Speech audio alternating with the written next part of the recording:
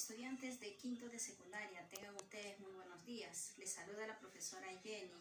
Continuando con las clases virtuales, el día de hoy vamos a hablar acerca de tres temas muy importantes, que viene a ser la materia viva, jerarquía de organización de la materia viva, y vamos a hablar de los glúcidos. Como primer tema tenemos la materia viva. La materia viva está organizada por la organización estructural, el metabolismo, la irritabilidad y la coordinación, la reproducción, el crecimiento, la homeostasis, la adaptación y la evolución. Esas vendrían a ser las características de la materia viva. ¿Qué viene a ser la organización estructural? Nos dice que los seres vivos se componen de una o muchas células que están organizadas estructuralmente y cumplen funciones vitales. Están formadas por células, tejidos, órganos, sistemas, aparatos o individuos. Hablamos del metabolismo, que viene a ser un conjunto de reacciones químicas entre la materia y la energía. También decimos conjunto de reacciones de síntesis, en la cual hablamos del anabolismo y degradación del catabolismo, asimilación y desasimilación, que ocurren en la célula para obtener y utilizar la energía contenida en los nutrientes. Hablamos de irritabilidad y la coordinación. La irritabilidad es la respuesta de los organismos frente a los estímulos y la coordinación es la elaboración de las respuestas dentro del organismo. Reproducción. Origen de nuevos organismos de la misma especie, generar nuevos individuos, perpetuar nuestra especie. Crecimiento viene a ser el aumento de masa y del tamaño. La homeostasis viene a ser la capacidad de mantener el equilibrio, mantener condiciones internas estables en condiciones óptimas. Adaptación, todos los seres vivos tienen la capacidad de adaptarse al medio. Decimos también que es la capacidad de cambios para ser más eficiente en la interacción con el entorno.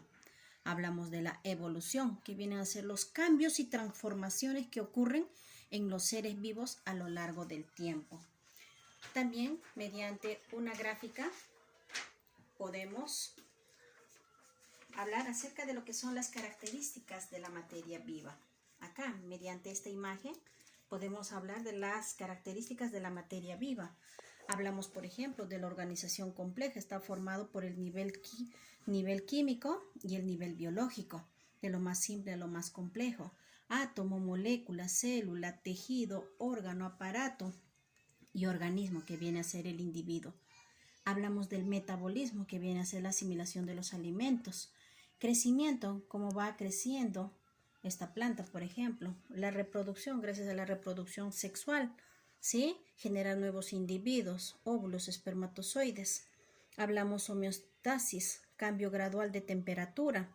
La irritabilidad, capacidad de respuesta ante un estímulo. Gráficamente lo podemos denotar de esta manera la materia viva o las características de la materia viva. Muy bien, chicos. Pasamos ahora a la jerarquía de organización de la materia viva.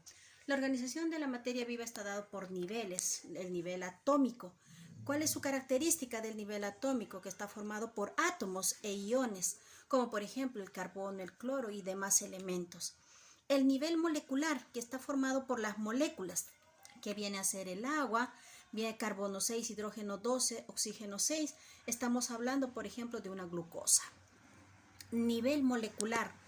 Una de las características que viene a ser unión específica de moléculas simples. Se encuentra en proteínas, en el ADN, en el ARN, en los polisacáridos y en los lípidos. Hablamos del nivel supramolecular, que viene a ser la interacción de macromoléculas que encontramos en los organelos, en los cromosomas, en los virus.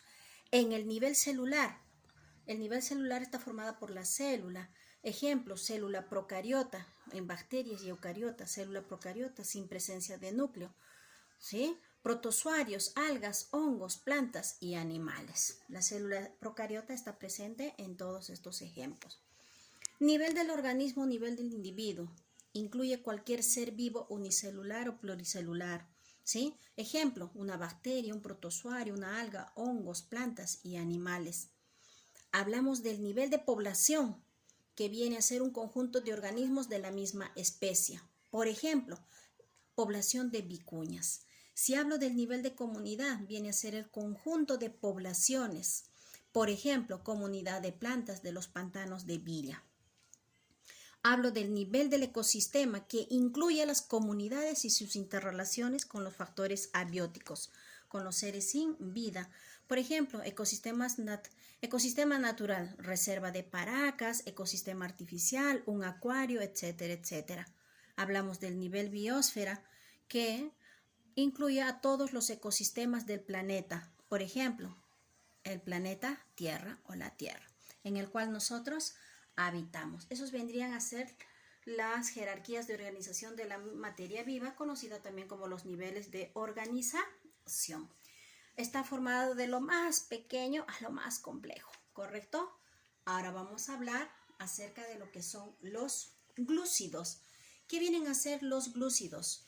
Conocidos también como los carbohidratos, son azúcares simples. Son biomoléculas que representan las principales fuentes de energía para el organismo. Hemos dicho que el organismo es uno solo. 4 kilocalorías por gramo, mayormente son solubles en agua. Predominan 3 elementos primarios, que viene a ser el carbono, el hidrógeno, el oxígeno, y responden a la fórmula general CH2O sub N. Se les encuentra en alimentos de origen. Los glúcidos encontramos en los vegetales, ¿no es cierto? Como la papa, la yuca, las menestras, el trigo, el maíz, las verduras, los frutos, etc. Por eso en clase siempre se les dice, debemos de tener una buena dieta equilibrada, ¿no es cierto? Porque si consumimos arroz, ya no debemos consumir papa, por ejemplo. Y si consumimos papa, ya no debemos consumir arroz. Consumir bastante líquido y consumir bastantes vegetales. Entonces los glúcidos son harinas, ¿no es cierto? Son azúcares simples. Los glúcidos se clasifican en monosacáridos, se clasifican en oligosacáridos, se clasifican en polisacáridos. Vamos a hablar primero de los monosacáridos. ¿Pero qué vienen a ser los monosacáridos? Los monosacáridos poseen de 3 a 6 carbonos, ¿correcto? Son los azúcares simples muy solubles en el agua. Se caracterizan, ¿por qué? Por presentar los aldehídos y las cetonas. Acá tenemos grupo aldehído y grupo cetona, ¿correcto? Y varios grupos alcohol. La presencia del aldehído o cetona explica su poder reductor. Cede electrones a otros compuestos o elementos, y el grupo alcohol permite su solubilidad con el agua. Los monosacáridos se clasifican por su número de carbonos, por su grupo funcional y por su estructura. Por su número de carbonos, conocidos como la triosas, 3 carbonos, tetrosas, 4 carbonos, pentosas, 5 carbonos, hexosas, 6 carbonos. Triosas, dentro de las triosas clasificamos, por ejemplo, a las dioxicetona y la gliceraldehído. Las tetrosas, la eritrosa y eritrulosa.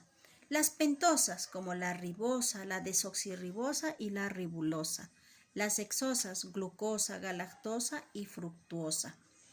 Hablamos de, por su estructura, pueden ser lineales. Estamos hablando de las biomoléculas orgánicas, conocidas como los glúcidos. Por eso, por su estructura, estamos hablando de cadenas lineales de carbono. Carbono, carbono, carbono. Ahí tenemos 6 carbonos, ¿correcto? A esto se le conoce como lineal. Cíclicas, miren, está formado, es como si estuviera formando un anillo cerrado, cíclicas. Acá tenemos otra cíclica. Por su grupo funcional se clasifica en aldosas y cetosas. Las aldosas, gliceraldehído, que tenían 3 carbonos, ¿no es cierto? La eritrosa, que tenía 4 carbonos, la ribosa, 5 carbonos, la desoxirribosa también 5 carbonos. La glucosa tiene 6 carbonos, la ribulosa tiene 5 carbonos. La cetosa eritulosa, habíamos dicho que tiene 4 carbonos. La ribulosa tiene 5 carbonos y la fructosa tiene 6 carbonos. Entonces, por su grupo funcional son aldosas y cetosas. Ahora, tenemos un ejemplo de glucosa y fructosa, ¿no? Entonces, he tomado 2 ejemplos. Por ejemplo, la glucosa es un glúcido muy pequeño utilizado por todas las células de nuestro cuerpo. ¿Para qué? Para obtener energía. Y la fructosa es un tipo de glúcido encontrado en los vegetales. ¿En qué? En los vegetales, en las frutas y en la miel. ¿Correcto? Ahora, ustedes se preguntarán qué cosa es un grupo aldehído y un grupo cetona. Son compuestos orgánicos que se caracterizan por poseer al grupo funcional CHO y al CO. ¿Correcto? Entonces, ¿qué habíamos dicho que era la glucosa? ¿Qué era? ¿Qué era, chicos? Eran pequeños glúcidos para obtener células en nuestro cuerpo, obtener energía. Y la fructosa se encuentra en la mayoría de las frutas, la fresa, el plátano, etcétera, etcétera. ¿Correcto? Ahora pasamos a los oligosacáridos. ¿Y qué son los oligosacáridos? Son carbohidratos formados por un pequeño número de azúcares simples. Los glúcidos formados por pequeños números de monosacáridos, dentro del cual encontramos a los disacáridos, que resultan de la unión de dos monosacáridos mediante el enlace glucosídico. Y los enlaces glucosídicos están formados por alfa y por beta. Acá están los enlaces glucosídicos, La maltosa, por ejemplo, es la unión de la glucosa más la glucosa, que me va a dar una maltosa. La sacarosa es la unión de una glucosa más una fructosa, me va a dar una sacarosa. La lactosa, glucosa más galactosa, lactosa. ¿Correcto? Entonces, así se forman los oligosacáridos por la, como dice acá, unión de dos o más monosacáridos. Glucosa, maltosa. Glucosa más fructosa, sacarosa. Glucosa más galactosa, lactosa. ¿Correcto, chicos? Ahora vamos a hablar de lo que es los polisacáridos. ¿Y qué son los polisacáridos? Llamados glicanos. Contienen un gran número de azúcares simples y están unidos también por enlaces glucosídicos. ¿Correcto? Dentro de esto dice, son macromoléculas polímeros formados por monosacáridos, monómeros, dentro de la cual encontramos a los homopolisacáridos y encontramos a los heteropolisacáridos. Términos nuevos para ustedes, ¿correcto? Dentro de los homopolisacáridos encontramos al almidón, al glucógeno, a la celulosa y a la quitina. El almidón son reservas energéticas que se encuentran en las plantas como la amilasa y la amilopeptina. El glucógeno contiene la reserva energética en animales. La celulosa es un componente de la pared celular de las algas y plantas. La quitina es un polímero de N-acetilglucosamina, componente de la pared celular de los hongos. La quitina.